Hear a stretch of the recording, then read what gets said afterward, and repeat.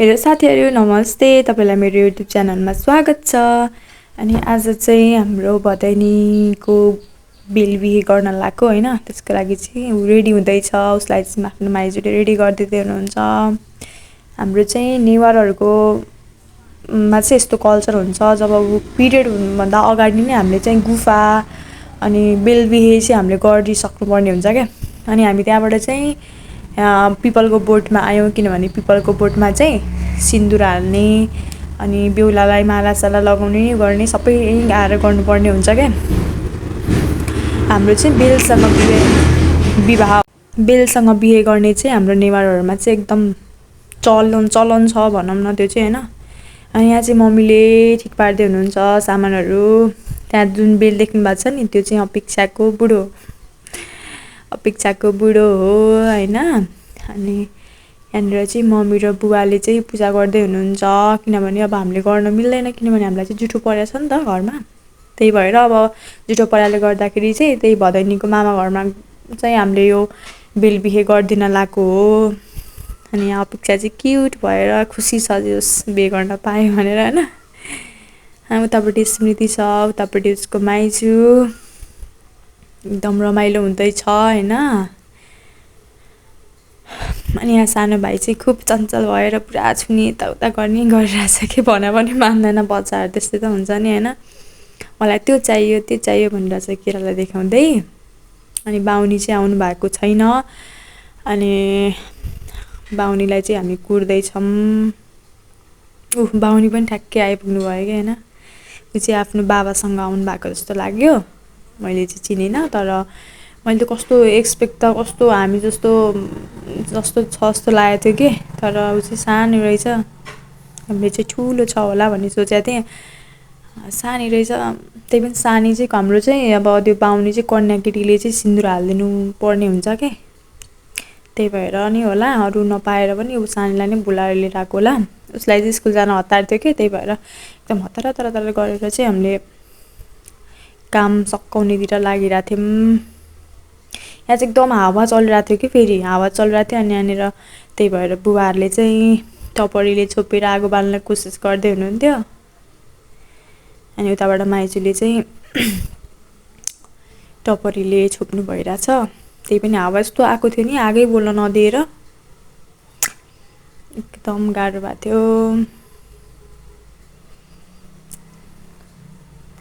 तपाईहरूलाई थाहा थियो कि थिएन नेवारहरूको यस्तो चलनहरू छ भनेर, देख्नु भएको थियो कि थिएन? अनि यहाँ चाहिँ अब जस्तै हाम्रो पेमा 3 चोटि घुम्छ नि, उसले पनि 3 चोटि चाहिँ घुम्छ कि, 2 चोटि चाहिँ उसले घुमिसकेको थियो। मैले चाहिँ पछि भिडियो बनाएँ कि हैन, त्यसमा 3 चोटि चाहिँ ऊ घुम्छ। घुमिसकेपछि चाहिँ अब के हुन्छ विधि विधानहरू त मलाई पनि थाहा छैन राम्रोसँग। अब चाहिँ बाहुनी हो है, चाहिँ पाउने। तपाईहरु अन्तिमसम्म हेर्नु होला है, सबै बुझ्नुहुन्छ। भिडियो एकदम लामो छ के, त्यही भएर चाहिँ मैले यो भिडियोलाई एकदम फास्टमा राखेको छु।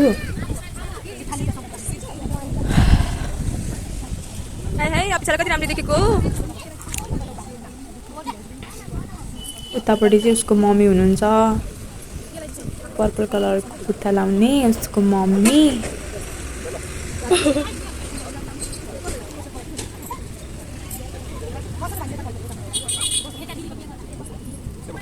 उसको मामा माइजूहरू अरू चाहिँ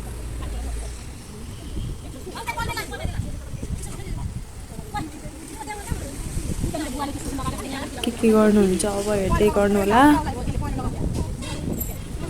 मैले पनि मेरोमा गरेको थिएँ कि सानोमा 8-9 वर्ष हुँदाखेरि चाहिँ, मेरो 9 वर्ष हुँदाखेरि चाहिँ बेलबिहे गरेको थियो। त्यतिखेर सानै थियो नि त, अनि मलाई पनि त्यस्तो केही खासै केही नै थाहा भएन के, किनभने अब मलाई अब सानोमा हैन त्यस्तो केही नलेजै थिएन कि। मैले त अब साडी लाउने भन्दा पनि मलाई बिहे गरेर पठाइदिन्छ अरे भनेर चाहिँ मैले साडी पनि लाउन मानेन कि। त्यतिखेर चाहिँ मैले कुर्ता सुरुवालमै गरेको हो। तर अब अहिले चाहिँ साडीहरू लाएर एकदम रमाइलो बिहे जस्तै गर्न चाहिँ पहिले त्यस्तो थिएन कि हाम्रोमा चाहिँ, नर्मल हुन्थ्यो। त्यही पनि हामीले पहाडमा गरेको यस्तो नर्मल हुन्थ्यो। अहिले मैले गुफा गरेको पनि कम्तीमा पनि भइसक्यो, 12, 14, 15 वर्ष भइसक्यो।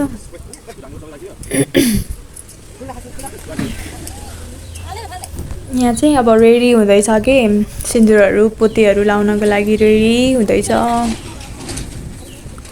अब अक्षताहरूले टिका लाउने होइन, धागो बान्ने पिपलमा त्यस्तो त्यस्तो हुँदो रहेछ।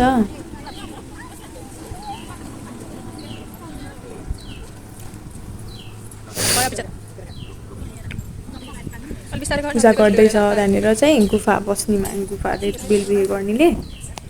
अनि उहाँ पर साइडमा देखिरहनु भएको छ नि, त्यो चाहिँ अपेक्षाको अब श्रीमान भन्छ कि जोडी भन्दो रहेछ होइन, जोडी चाहिन्छ अरे नि त, त्यही भएर गुडियालाई चाहिँ जोडी बनाएको। अब यहाँनिर त्यो चाहिँ बेलमा चाहिँ अब टिकाहरू लाउनु पर्ने हुन्छ।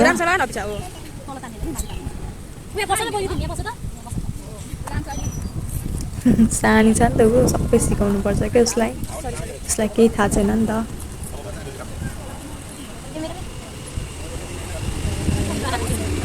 क्युट छ कि बाहुनी पनि।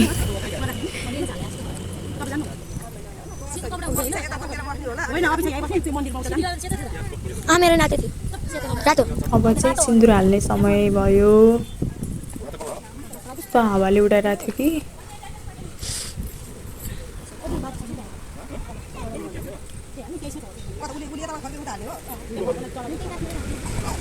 बाहुनी अब भनेको नानी चाहिँ सानी नै छ नि त।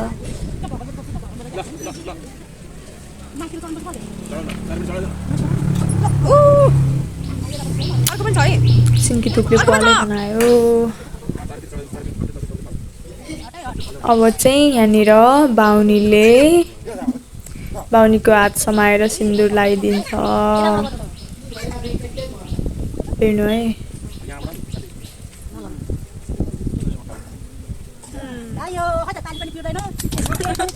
यसरी 3 चोटि हाल्नु पर्ने हुन्छ। बेको जस्तै हो कि ठ्याक्कै नि।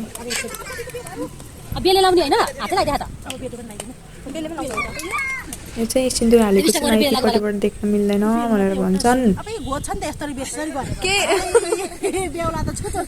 अब बेलले, त्यो चाहिँ श्रीमानले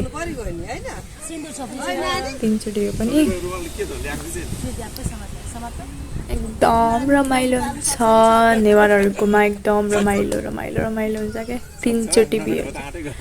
अनि यो चाहिँ अब 1 दिनसम्म चाहिँ कसैलाई देखाउनु हुँदैन, त्यसपछि नुहाएर निकाल्नुपर्छ।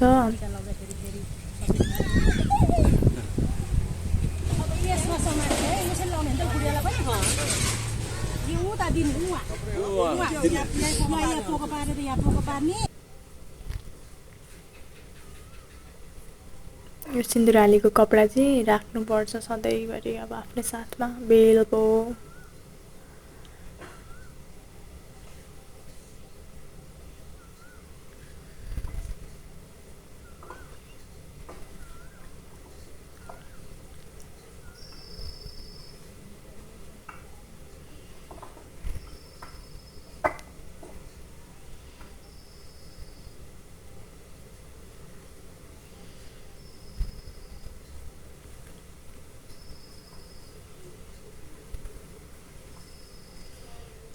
चाहिँ त्यसको सामुन्ने राखिदिन्छ। त्यही हो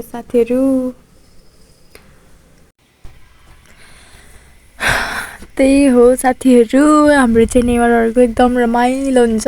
नेवारको कल्चरहरू सबै त हामीलाई नि थाहा छैन होइन, तर यो चाहिँ हाम्रो घर छ एउटा। अब अरू चाहिँ हुन्छ नि, अब के जात्राहरू भन्छ, नेवारहरूको परिकारहरू भन्छ, हामीलाई चाहिँ त्यो विषयमा केही पनि थाहा छैन।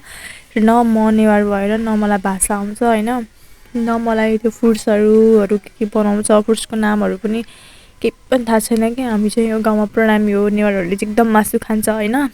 अब काठमाडौँतिर त्यो त तपाईँलाई थाहा नै होला, तर हाम्रो गाउँमा चाहिँ प्रणामी छ नेवारहरू, त्यही भएर त्यस्तो हामीलाई केही थाहा छैन। अनि हामी त्यस्तो चाडपर्व मान्ने ठाउँमा पनि छैनौँ कि हामी चाहिँ।